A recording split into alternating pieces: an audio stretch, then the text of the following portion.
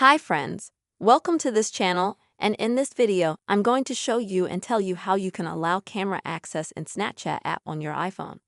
Please subscribe to our channel, put your likes, write your comments after watching the video, and we'll get to our topic.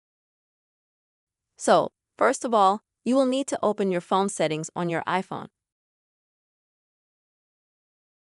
Next, you'll need to either swipe to the very bottom to find the Snapchat app, or you swipe down a little bit, you find the search bar. Click on it and type in the word Snapchat.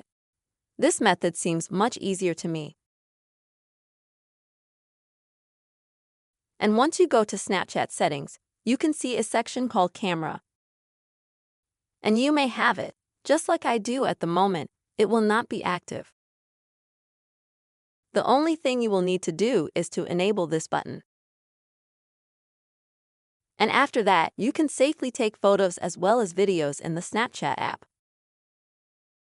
This is the very simple way you will be able to allow camera access in Snapchat app on your iPhone. Friends, I hope this video was helpful for you. Please give your likes, comments, and don't forget to subscribe to our channel. See you later.